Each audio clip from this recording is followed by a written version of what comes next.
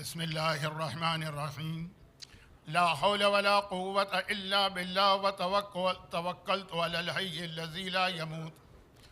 الحمد لله الذي لم يتخذ ولدا ولم يكن له شريك في الملك ولم يكن له ولي من الذل وكبره تكبيرا. والصلاة والسلام على سيد الأنبياء وأفضل المرسلين العبد المؤيد والمنصور المسدد والمصطفى الأمجد والمحمود الأحمد أبي القاسم محمد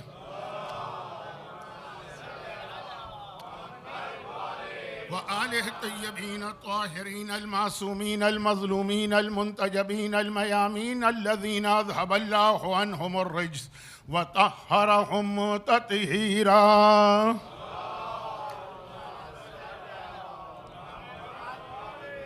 سيما على بقية الله في الأراضين وحجته على العالمين.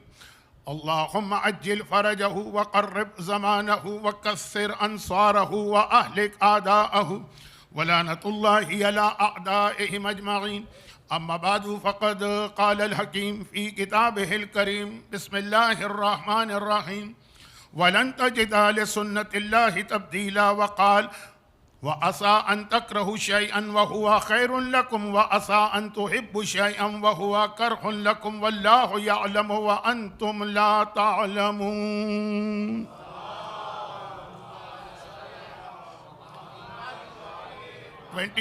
of Muharram 1447 ہجرہ خمسہ سجادیہ کے سلسلے کی دوسری مجلس اور لاسٹ نائٹ کی مجلس چونکہ 10ویں کی مجلس تھی تو خاص میں چوتھے امام کی سیرت پر گفتگو نہیں کر سکا. آج سے لے کے یہ جو 4 آخری تقاریر ہیں پوری کی پوری تو چوتھے امام کی سیرت پر نہیں ہوں گی، لیکن غم کا بیان اور ہر مجلس میں کوئی نہ کوئی ایک چوتھے امام کی زندگی کا کوئی اہم پہلو، کوئی امپورٹنٹ میسیج. البتہ اس سے پہلے کہ میں آج کا اصل بیان شروع کروں ایک چیز کی معذرت. مولا کا مشہور فرمان ہے کہ عرفت ربی بفسق العزائم. آدمی بہت سے ارادے کرتا ہے، بہت نیتیں کرتا ہے، بہت پلاننگ کرتا ہے، لیکن کچھ نہ کچھ ایسی سچویشن چینج ہو جاتی ہے بیونڈ ہز کنٹرول. سرکمسٹانسز ایسے بن جاتے ہیں کہ وہ اپنا وعدہ پورا نہیں کر سکتا. تو مولا کا فرمان کہ میں نے اپنے رب کو پہچانا اپنی نیتوں اور ارادوں. آئیے مولانا تشریف لائیے.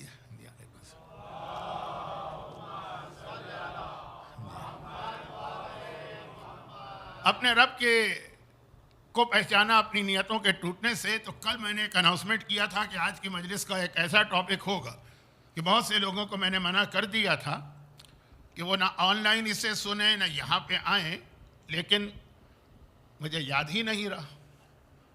بڑھاپا بھی ہے، بیماریاں بھی ہیں، اور پھر یہ کہ میری ویک میموری تو شروع سے ہی ہے جوانی میں، اب تو اور زیادہ ویک ہو گئی. تو خیال نہیں رہا کہ آج کی رات شب جمعہ. اب جو مجھے ریگولر سنتے رہتے ہیں ایسے ہیں کتنے، لیکن جو بھی ہیں تو ان کو پتا ہے کہ ایوری شب جمعہ میں 3 باتوں پر کچھ نہ کچھ، چاہے ایک منٹ صحیح، ایک جملہ صحیح گفتگو کرتا ہوں، کیونکہ یہ ایوری شب جمعہ کا وہ میسج ہے جو اسلام ہم سے چاہتا ہے. ریپیٹ ہو ریپیٹ ہو ریپیٹ ہو ایوری شب جمعہ. ایک شب جمعہ امام زمانہ کو یاد کرنے کی رات ہے، کیونکہ نیکسٹ ڈے جمعہ ہی کے دن تو امام کا ظہور ہونا. ایک شب جمعہ موت کو یاد کرنے کی رات ہے، اور ایک شب جمعہ یعنی ایک سے مطلب ایک شب جمعہ کا ایک میسج ہے دعا. ہر آدمی پرابلم میں ہے، ہر آدمی مصیبت میں ہے، جب تک کہ حکومت امام قائم نہیں ہوتی.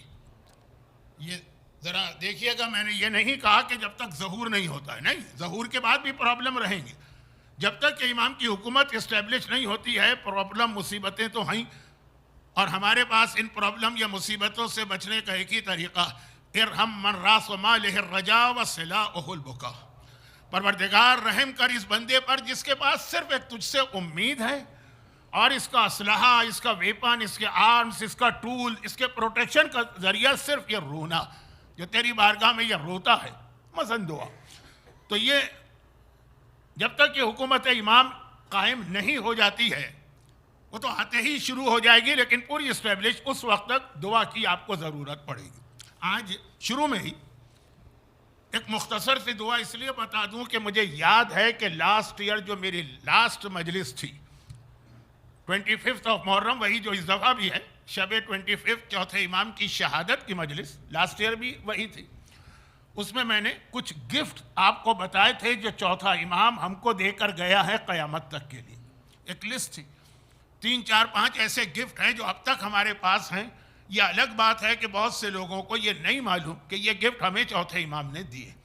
تو آج ایک دعا بھی ایک ایسا ہی گفٹ ہے، ایک دعا، اور یہ دعا بہت اہم موقع پر بھی ہے، اور یہ دعا یہ ہمیں بتاتی ہے کہ ہم جیسے گناہگار مومن، اہل بیت کی نگاہ میں ہماری امپورٹنس کتنی زیادہ ہے۔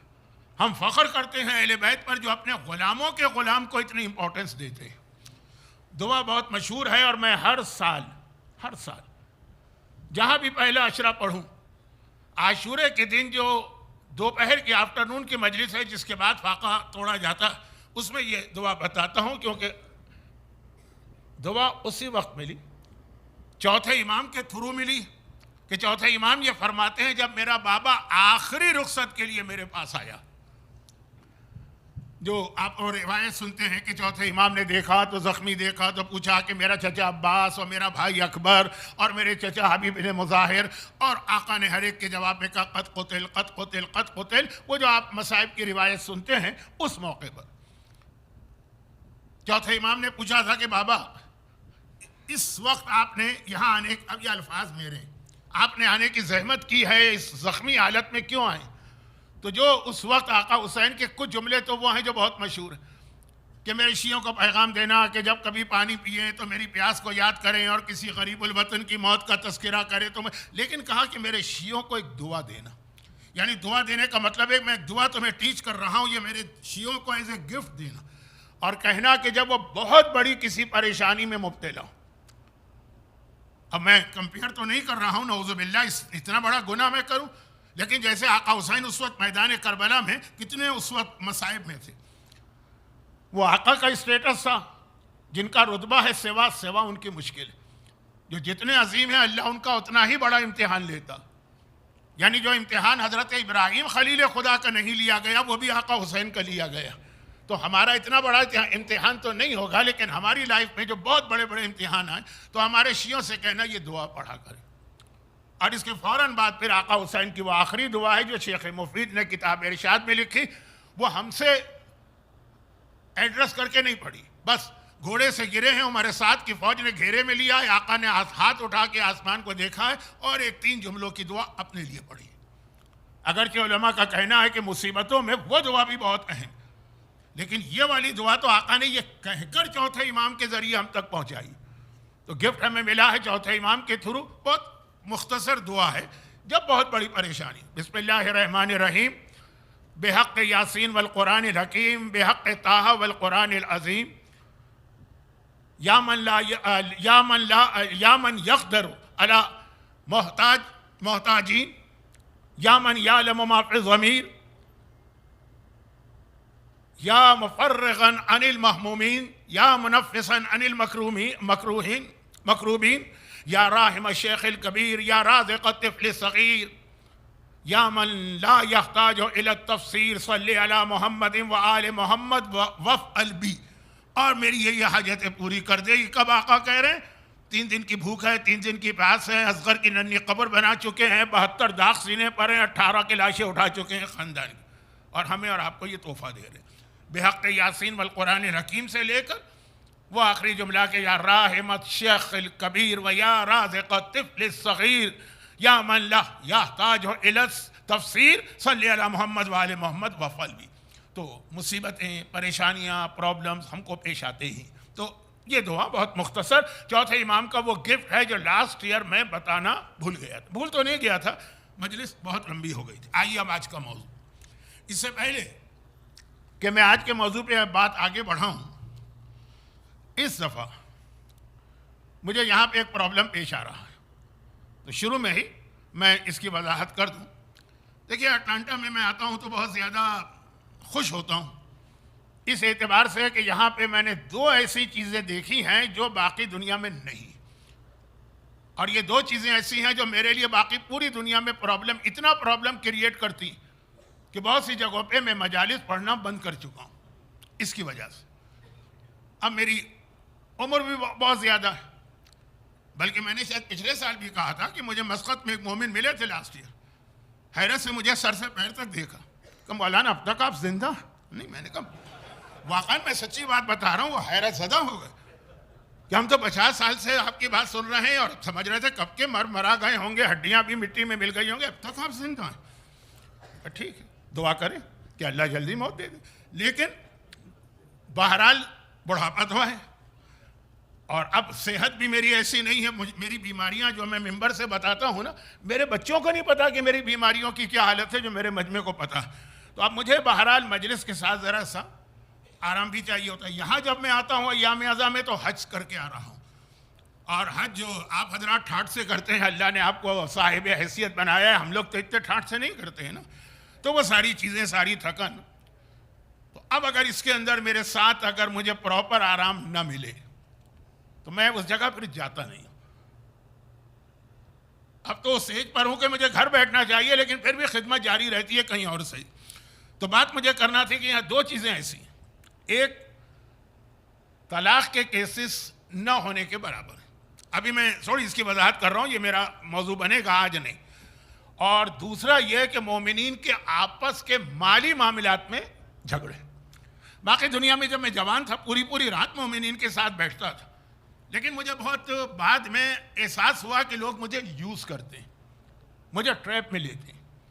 طلاق کے معاملے میں یہی کہ اگر 5 دن کے لیے ایک آدمی آیا، اسے کچھ نہیں پتا کیا بیک گراؤنڈ ہے، لڑکے والے آئیں گے تو اپنا ورژن پیش کریں گے، لڑکی والے آئیں گے وہ اپنی بات پیش کریں گے، اور ایک کیس نہیں ہوتے، ہر جگہ 8-10 کیس ہیں ہم لوگوں کے پاس آتے ہیں، فیصلہ نہیں کر پاتا آدمی۔ اب اگر کسی کے پاس زیادہ کنونسنگ پاور ہے، وہ بڑھ کے باتیں کر رہا ہے، کچھ ایسا اس کو بولنے کا طریقہ آتا ہے تو ہم سمجھتے ہیں یہ صحیح کہہ رہا، وہ بیچارہ جو بول نہیں پا رہا ہم سمجھتے ہیں یہ غلط۔ تو اس کے نتیجے میں بعض اوقات میں خود اس بات کو مانتا ہوں کہ ججمنٹ میں غلطی ہو گئی، مثلا فیصلہ میں نہیں کرتا لیکن ممبر پہ ذکر آ گیا، معلوم ہوا کہ کسی کے ساتھ زیادتی ہو گئی۔ خیر میں ایکسٹریم پر تو نہیں گیا، ممبر کو میں نے کبھی کسی کے پرسنل معاملات کے لیے استعمال نہیں کیا، لیکن 2 جملے بھی اگر آ گئے۔ اور دوسرا یہ کہ جہاں جاتا ہوں مومنین کے درمیان ایک مالی جھگڑے بہت ہوتے ہیں، پارٹنرشپ، کئی جی دکان میں ہم پارٹنر ہیں، بزنس میں پارٹنر ہیں، اب دونوں پارٹنر آتے ہیں الگ الگ، یہ اپنی کہانی سناتا ہے کہ وہ اتنا کھا گیا، وہ اپنی کہانی سناتا ہے کہ وہ میرے ساتھ اتنی زیادتی کر رہا ہے۔ اور پارٹنرشپ کے علاوہ بھی ہم نے اس کو لون دیا ہوا، یہ واپس نہیں کر رہا، کھا گیا، ہم نے فلاں موقع پہ اس کی مدد کیا، وہ بھول گیا، وہ پیسے واپس نہیں ہے، ایسا جھگڑا۔ اب آپ سوچئے 5 دن ایک آدمی ہے، پہلا دن تو آنے میں گزر گیا، 3 یا 4 دن ہے، اور ایک کیس نہیں ہے، کتنے کیس ہیں۔ الحمدللہ یہ دونوں چیزیں یہاں نہیں آتی، لیکن جہاں آتی تھی پہلے وہاں واقعا میں مانتا ہوں کہ بعض اوقات لوگوں نے یوز کر لیا، ٹریپ میں پھنسا لیا، ایک ورژن پیش کیا۔ ویسے تو میرا طریقہ ہے کہ اگر میرے سگے بھائی کا معاملہ بھی میرے پاس آتا ہے، میں کہتا ہوں نہیں، جب تک کہ میں دوسری پارٹی کو نہیں سنوں گا میں کچھ نہیں کہوں گا۔ یہ عموماً ریسیڈنس علماء کے پاس جایا کریں جو فیملیز کو جانتے ہیں، ماحول کو جانتے ہیں، ان کو ہر چیز کی تفصیل پتہ، اگر نہیں بھی پتہ تو وہ 10 دفعہ آپ کو بلا سکتے ہیں۔ 5 دن والا آدمی یا 4 دن والا آدمی تو ایک ہی دفعہ بات سنے گا، اس میں تو فیصلہ نہیں ہوگا۔ مجھے یاد آ رہا ہے کہ جب میں بالکل نیا آسٹریلیا گیا تھا اور مجھے جس دن سٹیزن شپ ملی تھی، سب سے آسان سٹیزن شپ تھی، جس دن میں نے قدم رکھا 2 سال کے بعد پاسپورٹ میری جیب میں تھا، تو 2 سال میں مل جانا اس وقت بہت ایزی تھا۔ اور 1 مہینے کے بعد میرے پاس انویٹیشن لیٹر آیا، اور یہ قانوناً وہاں پہ اس انویٹیشن کو قبول کرنا لازم ہے، ورنہ آدمی پہ بہت ہیوی فائن ہوتا ہے۔ وہ کیا کہ کیس چل رہا ہے میلبرن کی عدالت میں، آپ کو جیوری میں شامل کیا گیا۔ اچھا پہلے تو میں حیران ہوا ان کا کرائٹیریا کیا ہے، میں ابھی آیا ہوں، ٹھیک ہے سٹیزن شپ مل گئی ہے لیکن ابھی تو 1 مہینہ ہوا، میں مسلمان ہوں، نام سے بھی پتہ چلا، جو ویزا مجھے ملا ہے امام کا ویزا ملا ہے، ریزیڈنٹ عالم، پورا ریکارڈ تو ہے نا، اور پتہ چلا کہ یہ نہ مسلمان ہی نہیں ہے بلکہ وہ یہ کہ کیا وہ کریلا اور نیم چڑھا ان کے عالم بھی ہیں۔ تو اب وہ جو ماحول ہے اس کے حوالے سے بات کریں۔ بورن ان پاکستان، پاکستان ویسے ہی ذرا سی بہت ہی تھرڈ کلاس کیٹیگری میں وہ لوگ مانتے ہیں، جبکہ میں تو فخر کرتا ہوں. پھر یہ کہ ابھی یہ سٹیزن بنا 1 مہینہ بھی نہیں ہوا. کیا کرائٹیریا تھا؟ کمپیوٹر اس زمانے میں تھا نہیں، انٹرنیٹ اس زمانے میں بالکل سمجھے کہ گھٹنوں چل رہا تھا. یہ واٹس ایپ، یوٹیوب کچھ نہیں تھا اس وقت جب کہ میں بات کر رہا ہوں. خیر، اور ساتھ میں لازم ہے اگر آپ کو بلایا جائے آپ کو جانا پڑے گا. آپ میرے حالات سننے نہیں آئے ہیں، لیکن میری یہ مجبوری کی تفصیل سن لیجئے بس. اس کے بعد میں آگے بڑھتا ہوں، کیونکہ مجھے لگ رہا ہے کہ آنے والے 3 دن اگر میں یہ وضاحت نہ کروں میرے لیے ٹف ہو جائیں گے، اتنے ٹف کہ پھر میں آئندہ یہاں آ بھی نہیں سکوں گا. تو سنیے، اب اس کے ساتھ ایک انسٹرکشن بھی آئی تھی کہ آپ کو جیوری میں شامل کیا جا رہا ہے. اور یہ انسٹرکشن ہے، آپ نیوز پیپر نہیں پڑھیں گے، آپ ٹیلی ویژن کا پروگرام نہیں دیکھیں گے. میڈیا پہ اگر اس کیس سے ریلیٹڈ کوئی بات ہو رہی ہے تو جیسے وہ ایک بہت پرانی تصویر ہے نا 3 بندروں کی، آنکھیں بند، کان بند، منہ بند. کہا کہ اس طرح سے اس میں یہ 3 بندر کا تذکرہ تو نہیں تھا، لیکن یہ ہے کہ بالکل اس کیس کے بارے میں آپ کو کہیں سے کوئی بات آپ کے کان میں نہیں آنی چاہیے. دونوں پارٹیز میں سے کسی سے آپ کوئی کانٹیکٹ نہیں کریں گے. یہ آپ کی ذمہ داری ہے. جیوری میں بیٹھنا بھی ذمہ داری ہے، اور اس دوران جب تک کہ یہ فیصلہ آپ لوگ نہیں کریں گے جیوری والے، آپ کو کوئی بھی ایکسٹرنل کسی قسم کا انفلوئنس نہیں لینا. یہ ایک انسٹرکشن نہیں تھی ساتھ. خیر، پھر تو میں نے تو اپنی وہ معذرت بتا دی جس کو انہوں نے قبول کیا، کہ میں نے کہا یہ تو جیوری ہے، کیس ہے تو سب انگلش میں ہوگا، مجھے تو انگلش آتی ہی نہیں. وہ کچھ کہے گا، میں کچھ سمجھوں گا تو غلط فیصلہ ہوگا. یہ انہوں نے واقعاً ایکسکیوز مانا کہ ہاں یہ بات تو بالکل ٹھیک آپ نے کہی. اس زمانے میں آسٹریلین سٹیزن شپ کے لیے انگلش کا کوئی ٹیسٹ نہیں تھا. ABCD بھی ہم کو نہیں آتی ہے تو وہ مل جاتی ہے. اب وہ پرانی بات. تو خلاصہ یہ ہے کہ یہ ایکسٹرنل انفلوئنس یہ ہو جاتا ہے ڈیورس کے کیسز میں، یہ ہو جاتا ہے جہاں فائنانس کے جھگڑے ہوتے ہیں. میں ان 2 چیزوں سے یہاں محفوظ تھا. اس لیے محفوظ تھا کہ آپ کی کمیونٹی میں میرے حساب سے یہ 2 پرابلم نہ ہونے کے برابر. 1%، 2%، 3% تو شاید جنت میں بھی ہوں. یہ تو میں نے محاورتاً کہا، لیکن بہت کم ہے، اور ہم بالکل اس سے پروٹیکٹڈ ہیں. تو یہاں میں خوشی سے آتا ہوں، مجھے ایک آرام بھی مل جاتا ہے، مجلس پڑھنے میں بھی مزہ آتا ہے. تو بس اس دفعہ کچھ مجھے ایسے آثار لگ رہے ہیں کہ نہیں مومنین بہت زیادہ میرا ٹائم لینا چاہتے ہیں، تو میں نے اپنی مجبوری بھی بتا دی. اور بقول ایک مومن کے مولانا آپ ہر سال ممبر پہ آ کے دھمکی دے کے چلے جاتے ہیں، یہ تو پکی دھمکی ہے. اچھا، واپس آ جائیے اصل موضوع پر. قرآن کی میں نے 2 آیتیں تلاوت کی. ایک تو جو 5 دن چلے گی، وہ دعا کا بہت اہم اصول ہے پوری زندگی کا. دعا کا بہت اہم اصول ہے، اور وہ یہ ہے کہ کبھی تم کسی چیز کو بہت زیادہ پسند کرتے ہو، یو لو اٹ، بٹ وہ تمہارے لیے بیڈ ہے. اور کبھی تم چیز کو بہت ہیٹ کرتے ہو، تکرہو شیئا، تمہیں بالکل نہیں چاہیے لیکن وہ تمہارے لیے گڈ. اور دعا میں بھی ایک بہت اہم اصول یہی ہے. بڑی بڑی اسٹرانگ دعائیں جس کے بارے میں یہاں تک بعض اوقات راوی کہتا ہے کہ اگر اس دعا کا بھی رزلٹ نہ نکلے تو میرے اوپر لعنت کرنا. میں کبھی ایسی بات نہیں کہتا ہوں، لیکن آپ کو پتا ہے کہ آج کا میڈیا، میں اپنا ایک تھمبنیل دیکھ کے حیران ہو گیا. جبھی میرا کوئی میڈیا پہ کوئی اکاؤنٹ نہیں، نہ فیس بک ہے، نہ واٹس ایپ ہے، نہ کیا آج کل ایکس کہتے ہیں ٹویٹر کو، نہ وہ ہے، نہ یوٹیوب ہے. شاید آپ کے علم میں ہوگا کہ آج کل جب یہاں ویزا ملتا ہے نا تو یہ سارے سوشل میڈیا اکاؤنٹ مانگتے ہیں. میں نے کہا میرا کوئی ہے ہی نہیں. وہ حیران ہو گیا، امپاسبل، ہو ہی نہیں سکتا. میں نے کہا چیک کریں، اور چیک کیا اس نے، تو پھر اس کے بعد اسی لیے فوراً ویزا مل گیا، کچھ نہیں تھا. تو خیر خلاصہ یہ کہ لیکن لوگ مجلسوں کے کلپ کاٹ کے اپنے اپنے چینل پہ چڑھاتے ہیں. ایک کلپ میں نے اپنا دیکھا، میں تو حیران ہو گیا کہ میں نے کب یہ کہا ہے، اور مجھے چاہیے ہی نہیں. ہیڈنگ کیا تھی؟ میرا نام ہے، اور تھا کہ یہ دعا میں بتا رہا ہوں اگر قبول نہ ہو تو میرا منہ نوچ لیں. کیا فضول کا ہے میرا منہ کے نوچ لیں آپ آ کے؟ ایسی کوئی بات ہی میں نے نہیں کہی، لیکن اس نے یہ ہیڈنگ ڈال دی تھمبنیل. میں نے ایک دعا بتائی، بہت اہم دعا بتائی کہ امام نے کہا دعا قبول ہوگی، لیکن میرا منہ کیوں نوچیں آپ آ کے بھائی اپنی طرف سے. تو وہ جو کچھ مجلس پڑھنے والوں کا طریقہ ہے کہ بھئی یہ دعا بہت اہم ہے، آپ اٹھیں گے نہیں اور آپ کی حاجت پوری ہو جائے گی.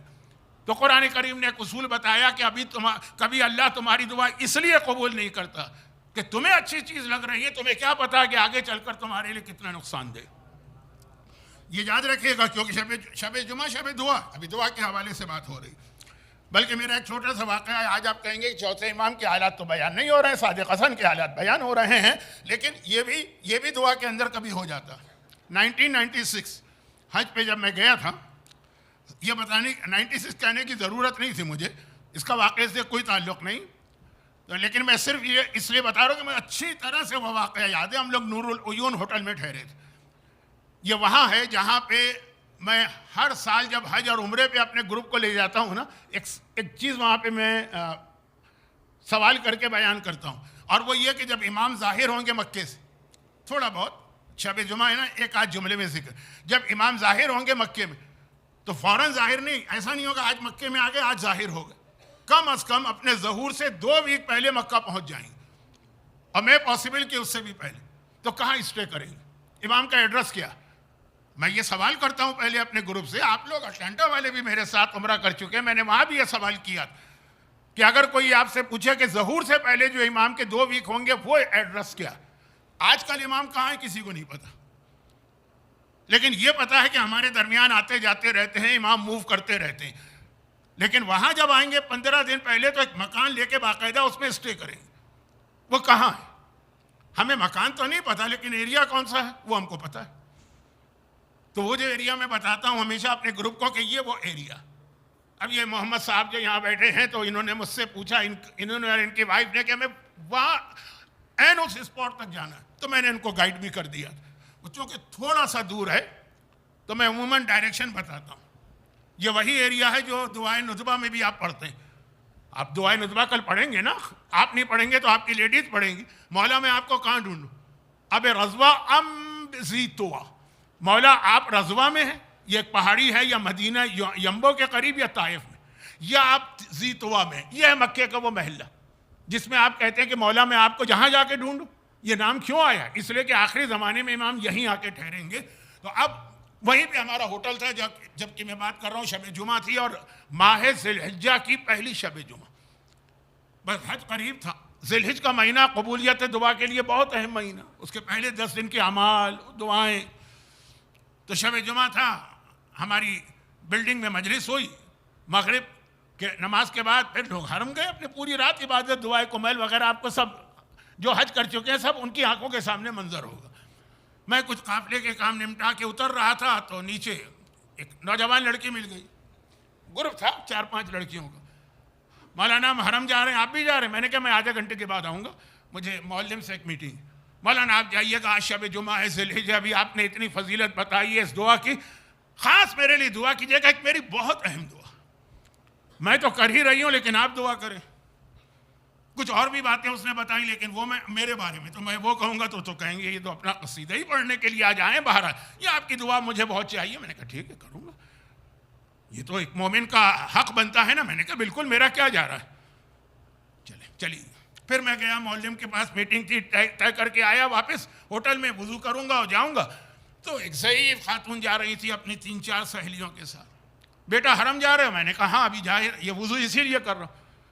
میں بھی جا رہی ہوں وہاں, میرے لیے خاص دعا کرنا. یہ پرابلم میرا ہے کہ میری راتوں کی نیند اڑ گئی, اور مجھے یقین ہے کہ تم دعا کرو گے قبول ہو جائے گی. مجھے کل میں نے آپ کو ایک لسٹ بتائی تھی نا, خانہ کعبہ میں 7 جگہوں پہ دعا قبول ہے, پھر 3 وہاں اور 3 وہاں, 15 جو میں نے کمپلیٹ کی تھی. تو پہلی 7 جگہیں تو خانہ کعبہ کا صحن ہے نا, اور اس وقت رش بہت کم ہوتا تھا. چنانچہ میں نے کہا بالکل کروں گا آپ کے لیے دعا, آپ تو میری ماں کی مانند ہے, کروں گا. چلیے, میرے ساتھ جو صاحب تھے انہوں نے کہا مولانا یہ آپ نے کیا کیا؟ میں نے کہا کیا کیا بھائی؟ ایک مومنہ نے کہا ضعیف عورت ہے, میں نے کہا دعا کروں. اور اس سے پہلے والی سے بھی آپ نے کہا. میں نے کہا اگر 50 عورتیں مجھ سے کہیں گی میں 50 کے لیے دعا کروں گا, دعا کرنے میں کیا جاتا. کہا مولانا معلوم ہے یہ کون ہے اور ان کی کیا دعا ہے؟ میں نے کہا مجھے کیا پتا.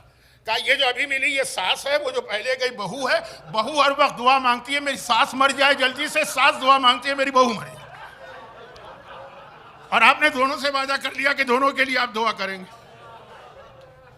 میں نے کہا اس میں کوئی حرج بھی نہیں, دونوں مر جائیں گے. خیر یہ تو نہیں کہا میں نے, لیکن اب ایسا دعاؤں میں کبھی ایسا ہوتا ہے کہ دعا قبول نہ ہونے کا ایک ریزن یہ بھی ہوتا ہے کہ 2 دعائیں ایک ہی میٹر پہ ٹکرا رہی ہوتی. اب یہ تو جو میں نے مثال دی ہے سچی مثال ہے, مکے کی مثال ہے, حج کی مثال ہے, حج سے 3 دن پہلے والے شب جمعہ کی مثال. یہ کہاں انہوں نے. اچھا ایک روایت ہے ہمارے یہاں 5ویں امام کی, بہت مشہور روایت ہے. وقت بہت گزر رہا ہے, میرے پاس ٹائم آج زیادہ نہیں ہے, لیکن جلدی بتا دوں تاکہ یہ فرض کیجئے کوئی کہے کہ نہیں مولانا نے اپنی طرف سے ایک واقعہ بنا لیا ہوگا. لیکن چلیں, 5ویں امام کی حدیث نہیں ہے, بنی اسرائیل کا ایک باپ ہے, اس کی 2 بیٹیاں تھیں, دونوں کی شادی ہو گئی. بڑا مطمئن خوش، 2 بیٹیاں، دونوں کی ذمہ داری ادا ہو گئی، دونوں کو وزٹ کرتا ہے، کبھی یہاں جاتا ہے کبھی وہاں جاتا ہے، دونوں اچھی زندگی گزار رہی. ایک کا شوہر جو ہے وہ کمہار ہے، جو وہ مٹی کے برتن بناتے ہیں، بہت بڑی انڈسٹری تھی، ختم ہو گئی ہے لیکن انڈیا میں ابھی بھی ہے، پاکستان میں بھی کہیں کہیں. اور ایک کا شوہر کسان تھا، فصلیں بوتا تھا. وہ ایک مرتبہ ایک ہی دن صبح اپنی پہلی بیٹی کے پاس گیا، بابا آپ آ گئے، خدمت یہ سب کچھ. بابا ایک دعا کیجیے گا، باپ کی دعا تو اولاد کے لیے قبول ہوتی ہے، ماں کی دعا زیادہ قبول ہے. عمل ام داؤد گواہی دے رہا ہے، آقا حسین کا ام لیلہ سے وہ جملہ کہ اکبر جہاد کے لیے گیا، دعا کرو ماں کی دعا قبول. اور لیکن باپ کی بھی اہمیت ہے. کیا دعا کروں؟ کہا کہ دیکھیے میرا شوہر کسان ہے، اس نے فصلیں بوئی ہیں، بارش نہیں ہو رہی ہے تو کہیں فصلیں جل نہ جائے، دعا کرے جلدی بارش ہو. ٹھیک ہے. اب وہاں سے اٹھ کے دوسری بیٹی کیا گیا، خدمت چائے پانی جو کچھ بھی تھا. اچھا بابا آپ آ گئے ہیں تو ایک دعا کیجیے گا. میرا شوہر جو ہے وہ کمہار ہے، اس نے برتن بنائے سارے گیلے، دعا کرے کہ بارش نہ ہونے پائے، بارش ہوئی سارے برتن مٹی میں بہہ جائیں گے. اب یہ 5ویں امام کی حدیث ہے، حیات القلوب کی پہلی جلد کے آخر میں. ایک مرتبہ پہلے تو کسان نے آسمان کو دیکھا، خدا بندہ 2 بیٹیاں ہیں مجھ سے، ان کی دعائیں نہیں سمجھ رہی ہیں، تو پوری کائنات کس طرح چلا رہا. ہر طرف سے آوازیں آتی ہیں، دعاؤں کی دعائیں ٹکرا بھی رہی ہیں. جوشن کبیر میں اللہ کے بارے میں ہے کہ لا یشغلہ سمع عن سمع، اللہ وہ ہے کہ سب کی سنتا ہے. ایسا نہیں ہے کہ ایک بول رہا تو دوسرے کی آواز اس کے کان میں نہیں جاتی. کان نہیں اللہ کے، لیکن یہ ہے نا کہ وہ جو آپ نے نہیں سنا کہ مسجد میں 2 آدمی دعائیں مانگ رہے تھے. ایک غریب بیچارہ تھا، روٹی نہیں تھی اس کے پاس، انڈیا پاکستان. خدا بندہ کہیں سے ایک وقت کی روٹی کا انتظام ہو جائے. ایک بہت بڑا سیٹ تھا، 5-6 اس کی ڈیری کوئن ہوں گی شاید، میں بطور مثال کہہ رہا ہوں، بہت بڑی فیکٹری تھی. خدا بندہ یہ وہ جو 10 ملین کا ایک کانٹریکٹ ہے گورنمنٹ سے، وہ مجھے مل جائے. اور وہ بھی مانگ رہا ہے دعا، یہ بھی مانگ رہا ہے. ان صاحب کو غصہ آ گیا. یہ 10 ملین والے انہوں نے جیب سے نکالا، $5 کا نوٹ اس کے ہاتھ میں دیا، کہا جاؤ جا کے ہوٹل میں کھانا کھا لو، اگر اللہ تمہاری دعا سنے گا تو مجھے نہیں سن پائے گا، اللہ جو ہے نا بزی ہو جائے گا نا. 2 دعائیں آ رہی ہیں، اس کو سنو کہ اس کو سنو، جاؤ تم یہاں سے نکلو تاکہ خالی میری دعا ہو. لا یشغلہ سمع عن سمع. مختلف آوازیں اللہ کو ایک دوسرے سے غافل نہیں کرتے، لیکن اگر سوچی وہ کائنات کا نظام چلا رہا، کتنا پرفیکٹ نظام چلا رہا. ہر قسم کی دعائیں ہیں، ہر قسم کی آوازیں. ہاتھ اٹھا کے کہا پروردگارا صرف 2 بیٹیوں کی ایک دعا تھی اور میں کچھ فیصلہ نہیں کر پا رہا. یہ تیری قدرت کاملہ ہے، کائنات چلا رہا ہے، اب میں معاملہ تیرے حوالے کرتا ہوں، جو تو بہتر سمجھے وہ کر. یہ ہر دعا کا اصول ہے. دعا کرنے کے بعد آخری جملہ یہ کہہ دیجئے کہ خدا بندہ میں نے دعا مانگ لی، میرے نگاہ میں یہ پرابلم بہت بڑا پرابلم ہے، میری زندگی اور موت کا مسئلہ، لیکن تو بہتر جانتا ہے. واللہ یعلم وانتم لا تعلمون، سورہ بقرہ کی آیت. تو بہتر جانتا ہے، تو میرے حق میں جو بہتر ہو وہ فیصلہ کر. پھر اس کے بعد کبھی دعا کے بارے میں شک نہیں آئے گا. چوتھا امام اور دعا، صحیفہ کاملہ چوتھے امام کا سب سے بڑا گفٹ ہے نا. یہ میں اس لیے دعا پہ بات کر رہا ہوں، شب جمعہ بھی. اب آئیے یہاں پہ ایک بہت اہم اصول آپ کو بتا دوں، اور پھر اس کے حوالے سے چوتھے امام کی سیرت کا یہ والا پہلو ذرا اور واضح کروں. اللہ، میں نے پہلی آیت آج کیا تلاوت کی، لن تجد لسنت اللہ تبدیلا. اللہ کا ایک طریقہ ہے کائنات چلانے کا، آدم سے قیامت تک اللہ کے طریقے میں تبدیلی نہیں. جب اللہ کے طریقے میں تبدیلی نہیں تو جو اللہ کے نمائندے ہیں ان کے طریقے میں بھی تبدیلی نہیں. یہ وہی کل والا شعر، حقیقت ابدی ہے مقام شبیری، بدلتے رہتے ہیں انداز کوفی و شامی. جو شبیر کا، شبیر مینس اہل بیت کا اسٹانس و طریقہ ہمیشہ ایک ہوتا ہے. انداز وہاں سے بدل رہا ہے، طریقہ وہاں سے بدل رہا ہے، تو جو اللہ نے اپنا طریقہ بتایا وہی اپنی حجتوں کا ہے. مرحوم آیت اللہ خوئی جیسا عظیم مرجع، ہم کتنے خوش قسمت ہیں کہ ہم نے ان کا زمانہ پایا. پوری تاریخ تشیع میں جتنے مراجع گزرے ان میں ون آف دا گریٹسٹ مرجع. کہیں ان کے حالات کی طرف چلا گیا تو میں بہتا چلا جاؤں گا. انہوں نے اپنی تفسیر میں یا مقدمہ تفسیر میں ایک روایت لکھی، بہت مشہور روایت ہے، آپ نے سنی ہوگی، لیکن وہاں سے میں آپ کو چوتھے امام کے حالات کے ایک اہم حصے پہ لا رہا ہوں. وہ روایت ہے ہمارے 8ویں امام، امام علی بن موسیٰ رضا علیہ افضل الصلاۃ والسلام. 8ویں امام کی ایک روایت ہے. خلاصہ یہ کہ امام فرماتے ہیں کہ اللہ کا ایک طریقہ یہ بھی ہے، وہی جو کل بھی میں نے شعر پڑھا، آج بھی وہ شعر پڑھا، اہل بیت کا طریقہ، وہ اصل میں اللہ کا. وہ طریقہ یہ ہے کہ جن کا مقابلہ، یعنی اللہ تو کس سے مقابلہ کرے، اللہ اللہ ہے، لیکن بات سمجھانے کے لیے جو دشمنان خدا ہوتے ہیں جب انبیاء اس کا مقابلہ کرتے ہیں، انبیاء اللہ کے نمائندے ہیں نا، ریپریزنٹیٹیو اللہ، تو اللہ کا طریقہ ہے کہ جو دشمن جس طرح سے اٹیک کرتا ہے اسی کے ہتھیار سے اس کو جواب دیا جاتا ہے۔ یہ 8ویں امام کی حدیث ہے، امام نے 3 ایگزامپل کوٹ کی۔ کا ایگزامپل نمبر 1، حضرت موسیٰ کے زمانے میں جادوگری کا بڑا رواج تھا، چھائے ہوئے تھے جادوگر دنیا، آج تک دنیا بھر کے جادوگر جس کا نام لے کر جادو شروع کرتے ہیں سامری، وہ حضرت موسیٰ کے زمانے میں تھا، قرآن میں نام بھی آیا ہے سامری کا، جادو کا رواج تھا۔ تو اللہ نے ان کے مقابلے میں موسیٰ کو معجزہ بھی ایسا ہی دیا کہ وہ اسٹک جو تھی وہ اشتہا بن گئی۔ جادوگر یہی کرتے نا، چیزوں کو چینج کرتے۔ میں روایت کو بہت شارٹ کر رہا ہوں کہ اصل موضوع نہ رہ جائے۔ کہا کہ تم جادو لے کر آئے، اب یہ آ رہا ہے تمہارے جادو کو کھا لے گا۔ مشہور واقعات۔ حضرت عیسیٰ کے زمانے میں میڈیکل سائنس کا بڑا رواج یہ تھا۔ آج بھی دنیا کے بہت سارے میڈیکل کالج میں جب ایک اسٹوڈنٹ اپنی ڈگری کمپلیٹ کرتا ہے تو اسے بقرات اس کا حلف اٹھایا جاتا ہے، ایک اوتھ جو اپنے اسٹوڈنٹ سے لیتا تھا، دنیا کا مانا ہوا ڈاکٹر اپنے زمانے میں، گریک اور جالینوس، بہت رواج تھا میڈیکل سائنس کا۔ تو عیسیٰ کو کیا معجزہ دیا؟ اندھے کو بینائی دے دیتے ہیں، جو گونگا ہے وہ بولنے لگتا ہے، مردہ بھی زندہ ہو جاتا ہے، کہ تمہاری میڈیکل سائنس وہ ہے، یہ دیکھو اللہ کے نبی کا معجزہ۔ تو جو وہاں سے آ رہا ہے ہتھیار، یہاں سے ویسے ہی جواب۔ پھر امام نے ایک جملہ امام نے کہا، ایک جملہ میری طرف سے اس میں ایڈ ہوگا۔ امام نے کہا جب ہمارے جد آئے تھے تو عرب میں شعر، شاعری، فصاحت، بلاغت اس کا بڑا رواج تھا، تو جواب میں قرآن آیا، میڈیکل سائنس نہیں آئی، جواب میں وہ معجزہ موسیٰ نہیں آیا، میڈیکل سائنس آئی، کہ تمہیں بڑا فخر ہے اپنی زبان کے اوپر کہ ہم تو اتنی شاعری ایسی، اس کا جواب لے کر آؤ، انا اعطیناک الکوثر۔ ایک سورہ نازل ہوا تو سب سے بڑے شاعر نے کہہ دیا ما ھذا کلام البشر، یہ انسان کا کلام ہو ہی نہیں سکتا۔ یہ پورے واقعات آپ مجلسوں میں سنتے، میں شارٹ کر رہا ہوں، لیکن یہ 8ویں کی حدیث ہے کہ جیسا دشمن کے پاس ہتھیار ہے نا، اللہ مقابلے میں ویسا ہی ہتھیار پیش کرتا، تاکہ اس کو اندازہ ہو جائے کہ ہماری ٹیکنالوجی اور سائنس بالکل بیکار ہے۔ اور اسی میں میری طرف سے جو ایک ایڈیشن ہے، جو کرسچن اورینٹیلسٹ تھے 17-18 سینچری میں، ان کا بڑا رواج تھا، بہت مشکل لفظ ہے اس کے لیے اردو میں، مستشرق، بہت سے لوگ تو آپ میں سے بول بھی نہیں پائیں گے، مستشرق اورینٹیلسٹ، جنہوں نے اسلام پر بہت ریسرچ کیا اور بہت اسلام کے خلاف پروپیگنڈا کیا، زہریلی کتابیں لکھی۔ تو ان کا ایک اعتراض اسلام پر ہے، جو آپ نے بھی سنا ہوگا، کہ اسلام تو تلوار سے پھیلا، تلوار سے اسلام پھیلا ہے، زبردستی لوگوں کو مسلمان کی۔ مجھے یاد ہے بمبئی میں ایک علاقہ ہے باندرا، وہاں کی مسجد جو ہے اس کے بالکل سامنے پوری آبادی کرسچن کی، تو میں وہاں مجلس پڑھ رہا تھا اور یہ بات آ گئی تھی۔ اب میں زیادہ نہیں بتاتا ورنہ پھر وہی ہوگا کہ امام کے حالات تو رہے جا رہے ہیں، یہ صادق حسن کے حالات آ رہے ہیں۔ میں نے یہی پوائنٹ وہاں پہ بیان کیا، اور وہ یہ ہے کہ اسلام تلوار سے پھیلا۔ میں نے کہا دنیا کا ہر آدمی یہ اعتراض کر سکتا، کرسچن نہیں کر سکتے، کیونکہ اصول وہاں پہ بھائی دشمن کس طرح سے آ رہا۔ مکے میں دشمنوں نے پیغمبر پر پتھر پھینکے، پیغمبر نے جواب میں علی کو جو ساتھ لے کے چلے، علی نے پتھر کا جواب پتھر سے دیا تھا، تلوار نہیں نکالی تھی، جیسا وہاں کا ہتھیار ویسا جواب۔ بدر و احد و خندق و خیبر میں کافر تلوار لے کر آئے، پیغمبر نے تلوار کا جواب تلوار سے دیا۔ میں نے کہا لیکن اے عیسائیوں تم دیکھو کہ تم بھی تو آئے تھے نا مدینے میں پیغمبر سے مقابلہ کرنے، تم تلوار لے کر نہیں آئے تھے، تم دلیل سے بات کرنا چاہ رہے تھے، پیغمبر نے تلوار نہیں نکالی۔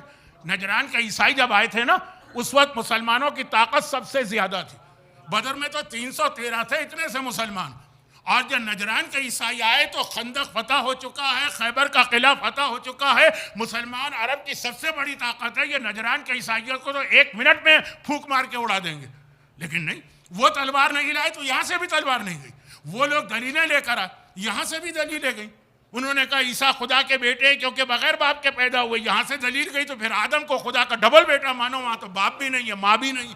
یہ قرآن کی آیت میں نے پڑھی ہے آپ کے سامنے، وقت کم ہے تو عربی الفاظ نہیں دو رہا، ان مسئلہ عیسیٰ عند اللہ کا مسئلہ آدم۔ تو اب یہ ہے کہ وہ تم دلیل لائے، وہاں سے بھی دلیل آ رہی، تو یہ جو طریقہ ہے نا کہ وہاں سے پتھر آئے گا تو یہاں سے پتھر جائے گا، وہاں سے تلوار آئے گی یہاں سے تلوار جائے گی، وہاں سے دلیل آئے گی تو یہاں سے دلیل ہی سے جواب دیا جائے گا، چاہے طاقت ہو۔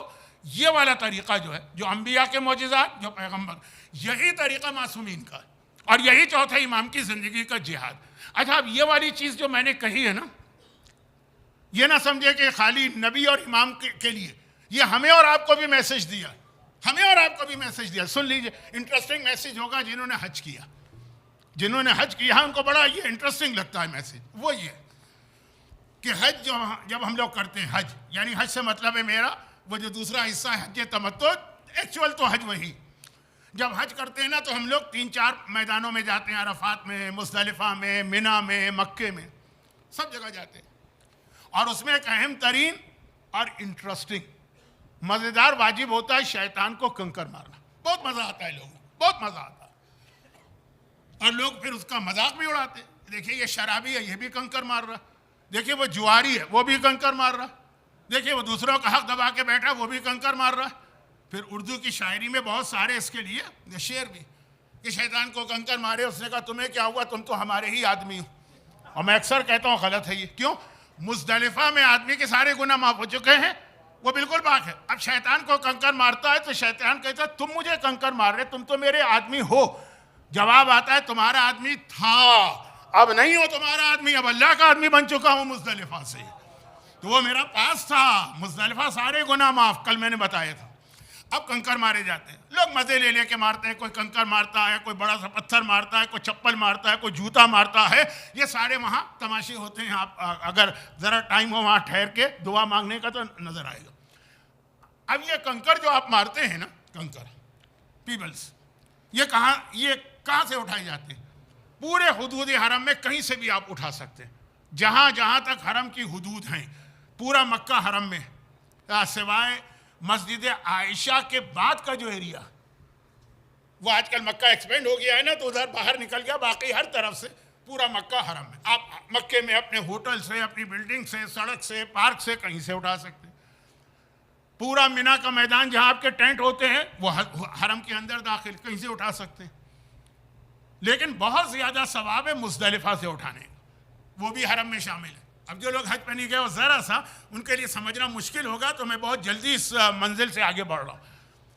حدود حرم وہ چاروں طرف زمین جہاں پر شکار کرنا حرام ہے، جہاں گھاس کی پتی توڑنا حرام ہے، باہر سے آنے والے کے لیے وداؤٹ احرام اس میں انٹر ہونا حرام ہے. آپ کسی اور کام سے مکے جا رہے ہیں، آپ کو عمرہ نہیں کرنا ہے، جانا بھی نہیں کعبے کی طرف. اب وہاں بہت مشہور اسپتال ہے مستشفی نور ہاسپٹل، وہ کعبے سے خاصا دور ہے، وہ اکثر بیمار وہاں جاتے ہیں، آپ اس کو دیکھنے جا رہے ہیں. لیکن اگر آپ داخل ہوئے حدود حرم میں، چاہے آپ کا کوئی پلان نہیں ہے عمرہ کرنے کا، کوئی پلان نہیں ہے کعبے کی طرف جانے کا، جائیں گے بھی نہیں. یہ کعبے سے 10 میل یا 8 میل دور ہے. جائیں گے ہاسپٹل میں مریض کو دیکھیں گے، واپس آ جائیں گے. پھر بھی آپ کو احرام پہننا پڑے گا. حدود حرم میں انٹری حرام. اور جہاں بڑے بڑے بورڈ لکھے ہیں کہ non Muslims are not allowed, وہ حدود حرم. کہیں سے بھی کنکر اٹھائیں، لیکن ثواب، فضیلت، بہت تاکید ہے مزدلفہ سے کنکر اٹھاؤ. چنانچہ اس رات کو اکثر لوگ وہاں، ہم لوگ رات کو جاتے ہیں، اکثر لوگ ایک ہی عبادت کرتے ہیں، کنکر اٹھا رہے ہوتے ہیں. لیکن ایک تو مزدلفہ ذرا رات کا وقت ہے نا، تو تھوڑا اندھیرا ہوتا ہے، لائٹیں ہیں لیکن پھر بھی رات ہوتی ہے، اور کراؤڈ اتنا زیادہ ہوتا ہے. مزدلفہ بہت ہی کنجسٹڈ میدان ہے. یعنی یہ سمجھ لیجئے کہ وہاں 1 ملین کی کیپیسٹی ہے اور 2.5 ملین وہاں آتے ہیں. کیا حالت ہوگی؟ تو اب وہ بہت کنجسٹڈ ہے، تو کنکر اٹھانا ایک بڑا مشکل مرحلہ. واجب تو پھر بھی نہیں تھا، لیکن ثواب تو ہے نا، اب ثواب لینا ہے ہم کو. اب ایک سوال ہم لوگوں نے پوچھا تھا آیت اللہ سیستانی سے، جواب سب کو ایک ملا. تو پاکستانی انڈین سارے قافلے اس پہ عمل کر رہے ہیں. ہو سکتا ہے آپ لوگ بھی عمل کرتے ہو، مجھے آپ کے حج کا آئیڈیا نہیں.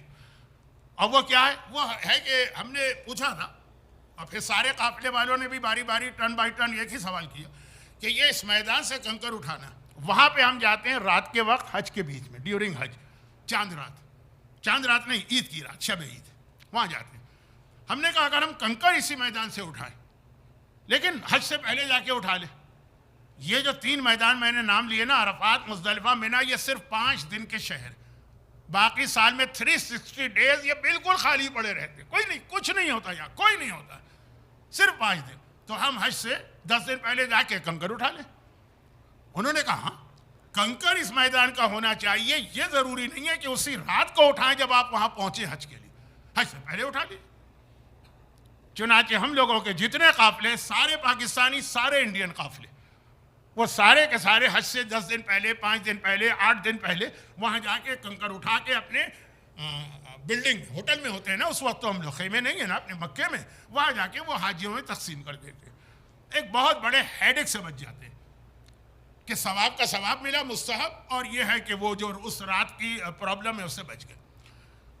بلکہ بعض اوقات تو اتنے کنکر جمع ہو جاتے ہیں کہ بچ جاتے ہیں تو نیکسٹ ایئر کے لیے رکھتے ہیں ہم لوگ کہ نیکسٹ ایئر آئیں گے۔ پھر پوچھا گیا سیستانی سے اس کا خمس واجب ہے، انہوں نے کہا نہیں، پتھروں کا کوئی خمس نہیں، خیر لیکن سوال تو ہے نا، ایک سال ہم نے رکھے۔ اب بات یہ سارے مسئلے کا خلاصہ جو نکلا وہ اصل مسئلہ تھا کہ کنکر یہاں سے اٹھانے کی اتنی تاکید اور اتنا ثواب، جس کی وجہ سے یہ مسئلہ ہم لوگوں کو پوچھنا پڑا۔ گرچہ کنکر اس میدان سے بھی اٹھا سکتے ہیں جہاں پہ آپ کے مینا میں 2 دن ٹینٹ لگے، جو حج نہیں کر رہے ہیں وہ بور ہو رہے ہوں گے، اس لیے میں جلدی سے نتیجے پہ نکلوں۔ ہاں، اسی سے ایک بات مجھے یاد آ گئی، اور وہ یہ کہ کل جو میں نے ایک مسئلہ بتایا تھا کہ کربلا کی زیارت کے لیے بھی بہت تاکید ہے کہ آدمی غسل کرے فرات کے پانی سے۔ اب یہ ایک مسئلہ ہے، کل بتایا، اس کو ریپیٹ نہیں کر، وہاں پہ یہ سوال پیدا ہوتا ہے کہ فرات کے پانی سے غسل کرنا ہے تو فرات کا پانی تو وہ دریا ہے نا، تو کیا وہاں جا کے جمپ لگانا پڑے گی، سوئمنگ کرنا پڑے گی، غسل التماسی کرنا پڑے گا، کس طریقے سے غسل کرے؟ نہیں، پانی فرات کا ہونا چاہیے، چاہے وہ آپ کے ہوٹل میں کیوں نہ ہو۔ پورے کربلا کو پانی سپلائی ہوتا ہے فرات سے، تو آپ جو اپنے ہوٹل کے باتھ روم میں جاتے ہیں اور شاور لیتے ہیں تو وہ فرات ہی کا پانی ہے جو لائن کے ذریعے سے آپ کے ہوٹلوں میں آ رہا ہے۔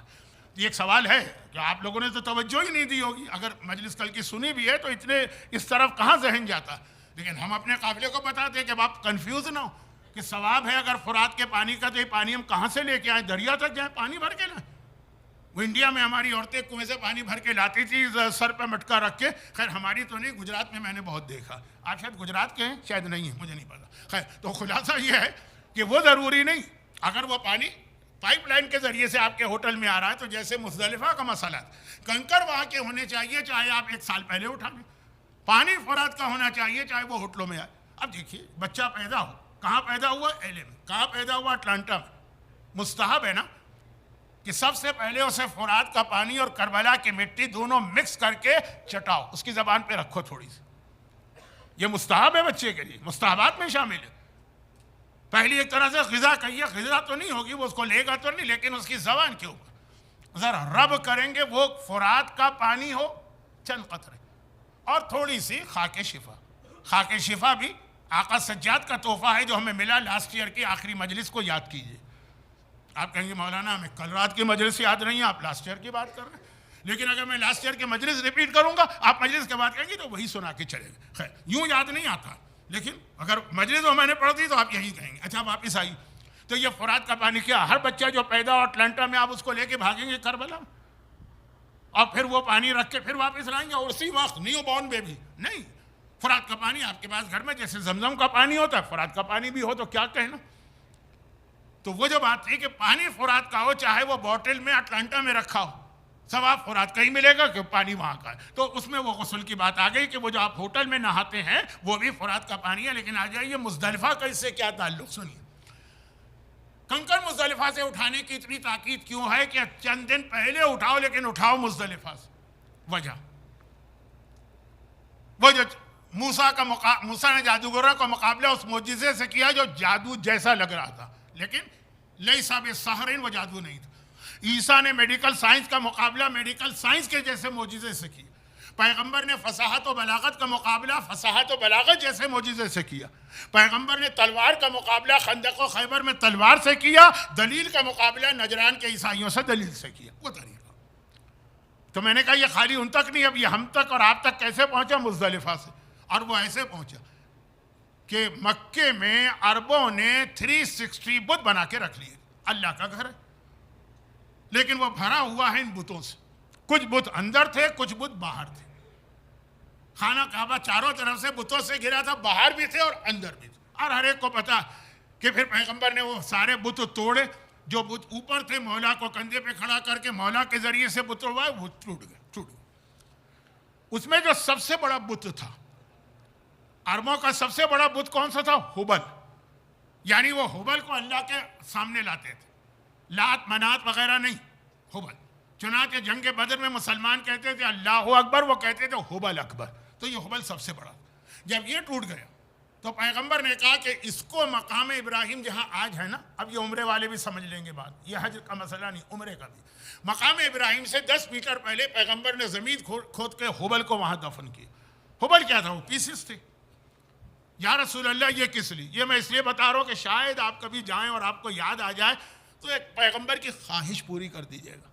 کہا میں چاہتا ہوں، اس وقت خانہ کعبہ یعنی طواف میں جو ہم جاتے تھے نا تو مین گیٹ وہاں پہ تھا، جہاں مقام ابراہیم ہے نا اس سے 10 میٹر پہلے مین گیٹ تھا، سب وہیں سے انٹر ہوتے تھے۔ پیغمبر نے کہا میں چاہتا ہوں دنیا میں جب کوئی آدمی بھی خانہ کعبہ کے طواف کے لیے آئے تو پہلے حبل کو رونتا ہوا کچلتا ہوا اس پہ پیر رکھے پھر آگے بڑھ، جو اللہ کے مقابلے پہ لایا گیا۔ اسی کو میں اپنے الفاظ میں کہتا ہوں، خانہ کعبہ کا طواف ہے تبلا، حبل کو کچلنا ہے تبرہ، پہلے تبرہ ہے پھر تبلا آتا ہے، پہلے اسے کچلو پھر وہاں جاؤ، پہلے لا الہ ہے پھر الا اللہ آتا ہے۔ یہ پیغمبر کی خواہش، کبھی آپ کو ٹائم ملے اور کوئی اور مصروفیت نہ ہو تو مقام ابراہیم سے 10 گز پہلے جائیے، اور اگر کوئی جاننے والا ہو تو وہ اور آپ کو ایگزیکٹ لوکیشن بتا دے گا۔ لیکن حبل تو وہاں دفن کیا، باقی 359 بت کہاں تھے؟ توڑ تو دیے نا، کچرا ہو گیا۔ اب خانہ کعبہ کے صحن کی صفائی کرنا ہے نا، جو ہر سال پاکستانی عورتوں کی کمپلین سعودی حکومت کرتی۔ ہماری پاکستانی عورتیں جب طواف کرتی ہیں نا تو وہ ہاتھ میں وہ ان کی وہ چوڑیاں ہوتی ہیں جو گلاس کی بنی ہوئی ہوتی، مجمع زیادہ ہوتا ہے، ٹوٹ کے زمین پہ گرتی ہیں، ٹوٹ کے زمین پہ گرتی ہے، ہمارا پیر جاتا ہے، پیر زخمی ہوتا ہے، خون جاری ہوتا ہے، جگہ جگہ خون پڑا۔ وہ ہر سال سعودی حکومت آفیشلی پاکستان گورنمنٹ سے کہتی کہ اپنی عورتوں سے کہیں کہ یا تو چوڑیاں اتار کے آئیں، یا اگر پہننا ہے تو یہ کانچ کی یا گلاس کی نہ پہنے، یہ سب کو زخمی کر رہے ہیں۔ تو اب وہ کچرا 359 بت، یہ کچرا پیغمبر نے کہتے اٹھاؤ، اور اٹھا کے اسے مزدلفہ کے میدان میں لے جا کے پھینکو۔ یا رسول اللہ یہ مزدلفہ میں کیوں؟ کہا کہ دیکھیے جو بت بنائے جاتے ہیں کیا کہتے ہیں؟ اسکلپچر۔ وہ جو بت بنائے جاتے ہیں نا اسکلپچر، ہر مٹی سے نہیں بنتے ہیں، وہ مٹی خاصیت ہے کہ وہ سب اس طرح جم جائے۔ مزدلفہ کی مٹی بیسٹ مٹی مانی جاتی تھی بت بنانے کے لیے۔ عربوں نے سارے بت بنائے تھے، بت پرستی تو شیطان نے شروع کی تھی نا۔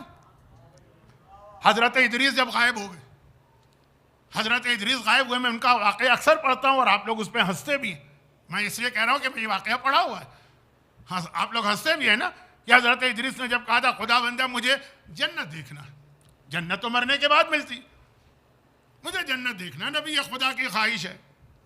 کبھی کبھار اللہ مان رکھ لیتا ہے نا کہ اچھا عیسیٰ جنت دکھا تو دوں گا لیکن جنت ہے بہت اچھی، تم جاؤ گے تو واپس نہیں آؤ گے۔ کہا نہیں اللہ میرا پکا وعدہ میں واپس آؤں گا، دیکھ کے آؤں گا۔ جب جنت میں پہنچے، جنت دیکھی تو واقعاً جتنا سوچا تھا اس سے خوبصورت تھی۔ کہا نہیں خدا بندہ اب تو نہیں جاؤں گا۔ خدا نے کہا ادریس تم نے وعدہ کیا تھا، کہا لوگ جنت پہ آنے کے لیے وعدہ کرتے ہیں، میں جنت سے نکلنے کے لیے وعدہ پورا کروں؟ لوگ وعدے کیوں پورا کرتے ہیں؟ جنت میں جانے کے لیے نا، تو میں اپنا وعدہ پورا کروں جنت سے نکلنے کے لیے؟ مجھے نہیں جانا۔ اب یہ سٹائل میرا ہے، نبی کا تو یہ نہیں ہوگا۔ خدا نے کہا فرشتوں چھوڑ دو، ایک دن آئے گا ادریس طلب کے کہیں گے مجھے جنت سے نکلنا۔ کب؟ جب دنیا میں امام زمانہ کی حکومت قائم ہوگی، 4 نبی آئیں گے نا، 4 عیسیٰ آئیں گے، خضر آئیں گے، الیاس آئیں گے، پہلے ادریس آئیں گے، یہ دنیا ایسی جنت بن جائے گی۔ عیسیٰ ادریس جنت سے دنیا کو دیکھیں گے، تڑپ کے کہیں گے خدا بندہ یہ ہے دنیا، جنت چھوڑ کے میں یہاں پہ آنا چاہتا ہوں۔ آپ اندازہ کریں امام زمانہ کا وجود، تڑپ کے جنت والا کہے گا مجھے یہاں جانا ہی تو جنت سے بہتر ہے۔ جیسا کربلا کے لیے روایتیں ہیں بھی، جنت پہ رہنے والے فرشتے تڑپ کے کہتے ہیں خدا بندہ ہمیں اجازت دے، ہم کربلا کی زیارت کرنا چاہتے ہیں تو جنت سے افضل ہے۔ تو اب حضرت ادریس کا جو واقعہ ہے کہ وہ جب چلے گئے، وہ تو گئے تھے نا اپنی قوم سے کہہ کے گئے تھے میں 2 گھنٹے میں آ رہا ہوں، میں جانا ہے جنت دیکھنا، آ جانا۔ یہ سفر کتنے جلدی ہوتا ہے؟ پیغمبر معراج کی رات گئے تھے، جنت گئے، دیکھا، آ گئے، بہت کچھ دیکھا۔ لوٹے کی دھار تھی وہ ابھی ٹوٹی نہیں تھی، بستر بھی ابھی گرم تھا، کسی نے دروازے کی وہ چین ہلائی تھی وہ ابھی تک ہل رہی تھی۔ پیغمبر گئے، 7 آسمان سب کچھ دیکھ کر واپس آ بھی گئے اتنے جلدی۔ تو کہا میں 2 گھنٹے میں آ جاؤں گا، نہیں آئے، قوم پریشان ہو گئی۔ نبی اگر آنکھوں کے سامنے مر جاتا تو صبر آ جاتا، غائب۔ تو شیطان نے بت بنایا، کہا اچھا جب تک کہ نہیں آتے ان کو دیکھ کر اپنے دلوں کو تسلی دینا۔ جیسے ہم کربلا نہیں جاتے، ہم نے زری بنا لیے، دیکھ کے دلوں کو تسلی ہوتی ہے نا، حاجتیں بھی پوری ہوتی۔ شیطان نے یہاں سے بت پرستی شروع کی اور مکے والوں کو بھی 360 بت بنانے پہ لگا دیا اور کہا کعبے میں رکھو۔ لیکن مٹی جو تھی، مکے کی مٹی سے بت نہیں بن رہے تھے، ٹوٹ رہے تھے۔ مینا کی مٹی سے نہیں، مزدلفہ کی بیس مٹی تھی. بت بنتے گئے، وہ بنتے گئے سارے کے سارے وہ بہت مضبوط اور سالڈ قسم کے. چنانچہ جب پیغمبر نے 359 بتوں کا کچرا پھینکا، ٹریش، مزدلفہ میں پھینکو. کہا کیوں؟ کہا یہاں کے ذریعے سے شیطان نے پوری دنیا کو بہکایا، بت پرستی پہ لگایا. اب قیامت تک یہی کی کنکر اٹھا کے اسی شیطان کے سر پہ مارنا.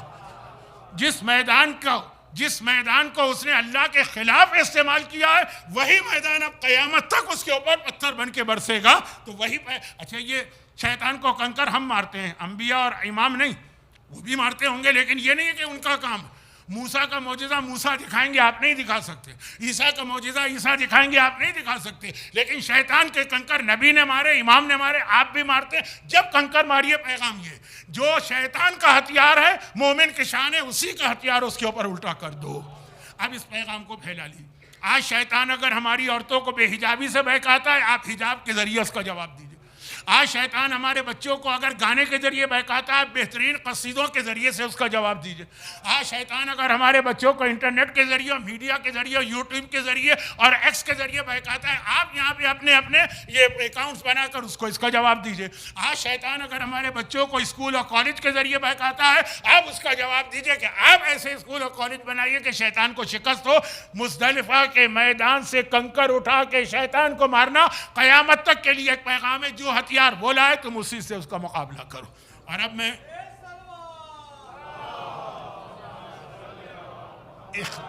اختتام پہ آ رہا ہوں. کل میں نے 1.25 گھنٹے مجلس پڑھی تھی، آج 1 گھنٹے میں مکمل ہوگی. 5 منٹ رہ گئے ہیں بس مسائل، کیونکہ ذرا لیٹ شروع ہوئی تھی. دعائے کومیل تو اہم ترین دعا تھی.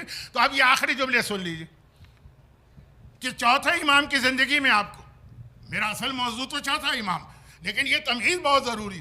چوتھے امام کے زمانے میں جس طرح سے دشمنان اہل بیت نے مسلمانوں کو بہکانا چاہا، چوتھے امام نے اس کا جواب انہی کے ذریعے سے دیا. اور اس میں بہت ہی مختصر ایک جملہ کروں. چوتھے امام کا جہاد شروع ہوا ہے کربلا سے کوفہ، کوفے سے شام. یہ جہاد یہاں سے شروع ہوا نا. پھر 35 سال تک چوتھے امام کا جہاد چلا، لیکن اسٹارٹ کہاں سے ہوا ہے؟ کربلا سے کوفہ اور کوفے سے شام. اب اس وقت شیطان یزید کی شکل میں تخت پہ بیٹھا. یزید کمپلیٹ شیطان ہے سر سے پیر تک، بلکہ شیطان سے بھی بدتر ہے ایک حوالے سے. کس حوالے سے؟ شیطان جن تھا نا، جنوں میں بھی شادیاں ہوتی ہیں. شیطان بہرحال تھا حلال کی اولاد. یزید کو تو یہ ایڈوانٹیج بھی نہیں تھا. لیکن میں اس تفصیل میں نہیں جا رہا ہوں، میرا موضوع یزید اور شیطان کو کمپیئر کرنا نہیں. اب یزید جب کربلا کا اسٹارٹ ہے، یہ نہیں چوتھے امام کے جہاد کا اسٹارٹ، اس وقت کس طریقے سے مسلمانوں کو بہکایا. بات ہو رہی ہے کہ انسانوں کو بہکانے کا طریقہ کیا تھا. وہاں جادو تھا موسیٰ کے زمانے میں، عیسیٰ کے زمانے میں میڈیکل سائنس تھی، رسول خدا کے زمانے میں فصاحت، بلاغت، شعر و شاعری تھی. اور آج جو میں نے کچھ مثالیں دی، جو آج یزید نے کس طرح سے مسلمانوں کو بہکایا. قیدی بنا کے نہیں، قیدی تو ایک مرحلہ تھا. اصل جو یزید کا کام تھا جس سے وہ مسلمانوں کو مس گائیڈ کر رہا تھا، وہ پورے راستے یہ جو لٹا ہوا قافلہ جا رہا ہے نا، قیدی بنا کے لے جائے جا رہے ہیں. لیکن خالی قیدی نہیں، جگہ جگہ یزید کے پیڈ اسپیکرز خطبے دیتے جا رہے ہیں اور یزید کے فضائل بیان کر رہے ہیں، اور ان قیدیوں کو باغی ابن باغی ڈکلیئر کر رہے ہیں پورے راستے. کوفے کے بازاروں میں بھی ایسا واقعہ ہوا، راہ شام میں بھی یہ واقعات پیش آئے، اور جب زینب کبریٰ شام میں داخل ہیں تب بھی یزید کے پیڑ آدمی تو قیدی بنا کے لے گئے. قیدی تو اس زمانے میں عام طور پہ لائے جاتے تھے، یہ کوئی نیا منظر نہیں تھا لوگوں کے لیے. لیکن کون قیدی ہیں اور کیوں لائے گئے؟ یہ یزید کا پیٹ جو آدمی ہے وہ یہ پوری جگہ پورا اعلان کر رہا. یعنی میں شارٹ کر دوں، یزید کا آدمی جگہ جگہ خطبے دے رہا کہ ہمارے امیر المومنین یزید کو اللہ نے اتنی بڑی فتح دی اور ایک باغی مارا گیا جو باغی کا بیٹا. نعوذ باللہ. یہ مولا کو باغی کہتے ہیں نا، کیونکہ معاویہ نے مولا کے خلاف جو جنگ کی تھی. باغی معاویہ تھا، الٹا کر دیا، کہا نہیں یہ والی باغی تھے، باغی ابن باغی. اب اس کا مقابلہ نہ زینب نے تلوار چلائی نہ سجاد نے تلوار چلائی. کربلا میں دشمن یزیدی فوج تلوار چلا رہی ہے تو اہل بیت کی جانب سے بھی تلوار چلی. کوفہ اور شام کے بازاروں اور درباروں میں یزید کے پیڑ آدمی نے خطبے دے دے کے بتانا چاہا، مسلمانوں کو گمراہ کرنا چاہا، مس گئی.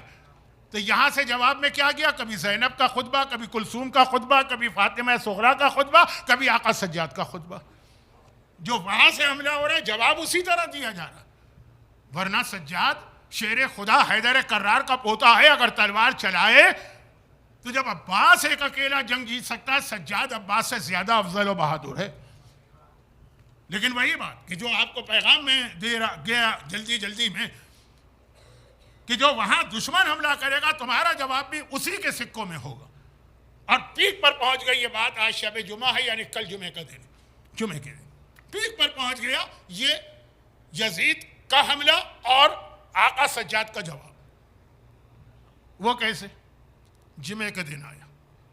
جمعے کے دن وہی مسلمان ہوتے ہیں لیکن ان کی تعداد مسجد میں بہت بڑھ جاتی. پہلے زمانے میں تو اہل سنت کے یہاں بھی ہر مسجد میں جمعہ نہیں ہوتا تھا، پورے شہر کی ایک مسجد میں ہوتا تھا، جو ہمارا فرسخ کا مسئلہ، جامع مسجد دمشق. اللہ شام کے صاحبان ایمان کو، شام کی زیارتوں کو، شام کے روضوں کو محفوظ رکھے. دشمنوں کے بڑے خطرناک ارادے ہیں، لیکن وَمَكَرُوا وَمَكَرَ اللَّهُ وَاللَّهُ خَيْرُ الْمَاكِرِينَ. اللہ ہے. وہی شام کی مسجد میں جمعے کی نماز ہوگی. اور یزید کو آج اپنی طاقت دکھانا ہے ان مظلوم قیدیوں کے سامنے. اب مسئلہ یہ ہے کہ جمعے کی نماز میں عورتیں تو نہیں آتی ہیں، مرد تو ایک ہی ہے. چنانچہ یزید نے کہا اسی کو لائی. پوری مسجد بھری ہے نمازیوں سے کہ جمعے کا دن بھی. اور آج یہ آفیشیل اناؤنسمنٹ بھی ہے کہ چونکہ آج ہم عید منا رہے ہیں. کیوں عید منا رہے ہیں؟ Victory day. تو ایک بہت بڑا سیلیبریشن ہے، آج تہوار ہے، سب مسلمان ہیں، سب آئے. بھر گئی مسجد. اور یزید نے اپنی طاقت دکھانے کے لیے مسجد میں جگہ جگہ اپنے سپاہی بھی کھڑے کیے ہوئے ہیں تلواریں لے کر. تب کہا اپنے غلاموں سے کہ جاؤ قید خانے سے اس بیمار قیدی کو لے کے آؤ. میرے مظلوم آقا سجاد کو، قید خانہ وہیں برابر میں ہی تو تھا نا، میرے مظلوم آقا سجاد کو لایا گیا. بیمار بھی ہے، کمزور بھی ہے، اور ایسے توق گلے میں ڈالا ہے کہ کمر جھکی جا رہی ہے، ہتھکڑی اور پاؤں میں بیڑی. اور ذرا یزید کا وہ کانفیڈنس دیکھیں، اپنے مجمع پہ یزید کو کتنا ٹرسٹ ہے کہ میں اس کو مسجد میں لاؤں گا، نمازیوں کے بیچ سے گزاروں گا، پوری مسجد کراس کراؤں گا. ایک نمازی نہیں کہے گا کہ اے یزید یہ نماز کے لیے لایا جا رہا ہے، کم از کم اس وقت تو اس کی ہتھکڑی بیڑی کھول دے. میرے آدمی اس طرح میرے ساتھ ہے کہ ایک بھی نہیں بولے گا یہی ہوا. پورے مجمع کو کراس کیا. بھئی امام تو سب سے آخر میں بیٹھتا ہے نا. پورے مجمع کو کراس کر کے سجاد کو لایا گیا. پورا مجمع دیکھ رہا ہے، گلے میں توق ہے، ہاتھوں میں ہتھکڑی ہے، پاؤں میں بیڑی ہے، قیدی سے چلا نہیں جا رہا ہے مگر چلایا جا رہا. اور لا کے بالکل جو جمعہ کا خطیب جہاں پہ اسپیچ کرتا ہے ممبر کے قریب جا کے بٹھا دی. اب یزید نے کہا کہ تقریر شروع کرو. وہ خطیب ممبر پہ گیا اور اس نے جا کے خطبہ شروع کیا. اور کیا خطبہ دیا کہ زمین و آسمان کے قلابے ملا دیے. یزید کے باپ کی تعریف، یزید کی تعریف. اے مسلمانوں مبارک ہو، آج اللہ نے یہ سارے جملے میں کتنے ناگواری کے ساتھ کہہ رہا ہوں، میرا دل جانتا. آج اللہ نے امیر المومنین یزید کو فتح و نصرت دی. آج مسلمان کامیاب ہوئے. آج ایک باغی مارا گیا ہے، نعوذ باللہ من ذالک، جو خود بھی باغی ہے، اس کا باپ بھی باغی تھا، اور آج اس کے گھر والے قیدی بنا کے لائے گئے ہیں. اور وہ جو کچھ اس کو کہنا تھا اس نے کہا. ابھی خطیب کا خطبہ مکمل ہوا کہ میرا مظلوم آقا، کل جمعہ کا دن ہے، کل آپ نماز جمعہ کے لیے یہاں پہ آئیں گے، ذہن میں یہ چیزیں رکھیے گا. میرا مظلوم آقا ہتھکڑی اور بیڑی کو سنبھالتا ہوا کھڑا ہوا. اے یزید، تیرے خطیب کو جو کہنا تھا اس نے کہہ دیا، اب اجازت ہے میں بھی کچھ کہوں. کیا مولا کو ضرورت ہے کہ یزید سے پرمیشن لے؟ کیا یہ مسجد یزید کے باپ کی ہے؟ کیا یہ ممبر یزید کے باپ کا ہے کہ مولا پرمیشن لے رہے؟ نہیں. جو ہمیشہ سے مسلمانوں کی ٹریجڈی ہے اور آج بھی صاحبان ایمان کی سائلنٹ میجورٹی. لوگ سنتے سب کچھ ہیں، خاموش رہتے، بولنا نہیں. مجمع کو جگانا ہے، مجمع میں اویئرنیس پیدا کرنا ہے، مجمع کو ایسا کرنا ہے کہ مجمع پروٹیسٹ کرنے لگے. چنانچہ سجاد نے کہا یزید کیا مجھے اجازت؟ اب یزید ابھی کنفیوز ہے، میں کیا کہوں؟ مجمع کہنے لگا ہاں یزید، ہم اس قیدی کی بات بھی سننا چاہتے ہیں، یہ کیا کہہ رہا؟ اور یہ سنتے ہی میرا مظلوم آقا ممبر پہ گیا. ثم صعد الامام السجاد الى المنبر. مولا ممبر پہ گیا اور وہ خطبہ دیا جس کے چند جملے میں نے کل فضائل میں پڑھے. اپنا انٹروڈکشن کرایا یہ کہہ کے کہ پہلے تو اپنے بابا کا اپنے خاندان کا بڑے اہم جملے ہیں لیکن وہ فضائل میں ہیں مصائب کے نہیں. اور اس کے بعد کہا جو مجھے جانتا ہے جو جانتا ہے, جو نہیں جانتا تو میں اپنے آپ کو انٹروڈیوس کرا دوں. میں کون ہوں؟ انا ابن محمد المصطفیٰ, انا ابن علی المرتضیٰ, انا ابن خدیجۃ الکبریٰ, انا ابن بنت نبیک. میں محمد مصطفیٰ کا بیٹا ہوں, میں علی مرتضیٰ کا فرزند ہوں. وہاں سے اعلان تھا باغی ابن باغی. یہاں مظلوم آقا اپنے خاندان کا انٹروڈکشن کرا رہا. محمد مصطفیٰ کے بیٹے کو پہچانو, علی مرتضیٰ کے وارث کو پہچانو, خدیجۃ الکبریٰ کی اولاد کو پہچانو, میں تمہارے نبی کی بیٹی کا بیٹا ہوں مجھے پہچانو. اور اس کے بعد مصائب کے حوالے سے اپنا تعارف. انا ابن مکہ و منا, انا ابن صاحب صفا و مروہ و زمزم. اور اس کے بعد میں اس کا بیٹا ہوں جس کا سر پس گردن جدا کیا گیا. میں اس کا بیٹا ہوں کہ جس کا لاشا بے گور و کفن جلتی ریتی پہ پڑا رہا. میں اس کا بیٹا ہوں جس کا لباس لوٹ لیا گیا. میں اس کا بیٹا ہوں جس کے کٹے سر کو بازاروں میں گھمایا گیا. میں اس کا بیٹا ہوں جس کے اہل خانہ گھر والوں کو قیدی بنا کے لے جایا گیا. دربار میں کوہرام بپا ہو گیا. مومن رویا تو کیا کمال ہے, یزیدی رو دیے. ایک مرتبہ دربار میں کوہرام بپا ہو گیا. یزید گھبرا کے کہتا ہے مؤذن جلدی سے اذان دے. پتہ ہے کہ اذان اور نماز کا احترام اہل بیت کی خاصیت ہے. اذان میں رک جائیں گے, اذان دی اللہ اکبر اللہ اکبر اللہ اکبر اللہ اکبر. مولا نے کہا بے شک اللہ سب سے بڑا ہے. اشہد ان لا الہ الا اللہ اشہد ان لا الہ الا اللہ. مولا سجاد نے کہا میں گواہی دیتا ہوں اللہ واحد و یکتا ہے. ابھی مؤذن نے ایک جملہ کہا اشہد ان محمد الرسول اللہ. آقا سجاد نے اسے بھی تبلیغ کا ذریعہ بنایا. مجمع کے سامنے جھک کے یزید سے پوچھا اے یزید یہ تیرے جد کا تذکرہ اذان میں ہے یا میرے جد کا تذکرہ اذان میں ہے؟ اگر تو نے کہا یہ تیرے جد کا تذکرہ ہے تو کافر ہو گیا, اور اگر تو نے کہا میرے جد کا تذکرہ ہے تو جس کے جد کا ذکر اذان میں ہو اس کی اولاد کو قیدی بنا کے لے جایا جائے گا. بس ایک بار میری گفتگو ختم ہو گئی. جو مجھے آپ کو سنانا تھا سنا دیا. اب میں دو جملے عرض کرنا چاہتا ہوں. ایک جملہ اپنے آپ سے کہہ رہا ہوں, ایک جملہ آقا سجاد سے کہہ رہا ہوں. اپنے آپ سے یہ کہہ رہا ہوں اللہ میری جان قربان اس امام معصوم پر. دیکھیں میں ممبر پہ آتا ہوں, میں بھی تقریر کرتا ہوں. مجھے پتا ہے کہ ہر اسپیکر کو گلے کی آزادی چاہیے کیونکہ چہرہ گھمانا ہوتا ہے کبھی ادھر کبھی ادھر. ہاتھوں کی آزادی چاہیے ہے, ہاتھوں سے اشارہ کرنا ہوتا ہے. جان قربان اس امام معصوم پر. گلے میں توق ہے, ہاتھوں میں ہتکڑی ہے, پاؤں میں بیڑی ہے اور ایسا خطبہ دے رہا. لیکن دوسرا جملہ بہت ڈرتے ہاتھ جوڑ کے مولا سجاد میں آپ کے مصائب 4 دن پڑھوں گا. آپ کے مصائب کی توہین نہیں کرنا ہے لیکن ایک جملہ کہنے کو دل چاہتا ہے. مولا آپ کے کلام نے یزیدیوں کو رلا دیا. یزیدی گھبرا گئے تو یزید نے کیا کہا مؤذن سے اذان دے. آپ کا خطبہ روکا اذان کے ذریعے. لیکن کربلا میں جب آپ کا بابا اصغر کو لے کے آیا یزیدی رونے لگے. عمر سعد نے کہا ہر ملا اقتا کلام الحسین. حسین کا کلام کاٹ. وہ کسی خطبے سے نہیں کٹا, وہ 3 بھال کا تیر چلا. اصغر کے ننے سے گلے میں پیوست ہوا. گلا یہاں سے وہاں تک چھلنی ہو گیا. خون کا فوارہ جاری ہوا. حسین نے خون ہاتھ میں لیا, آسمان کو پھینکنا چاہتے ہیں. آسمان کانپ گیا. مولا یہ بے گناہ خون یہاں پہ نہ آنے پائے, قیامت تک بارش نہ ہوگی. زمین پہ پھینکنا چاہا, زمین تھرا گئی. مولا یہ معصوم خون یہاں نہ آنے پائے, قیامت تک کوئی سبزہ نہ پیدا ہوگا. انکار آسماں کو ہے, راضی زمین نہیں. اصغر تیرے خون کا ٹھکانہ کہیں نہیں, اور ٹھکانہ بنا تو کیا بنا.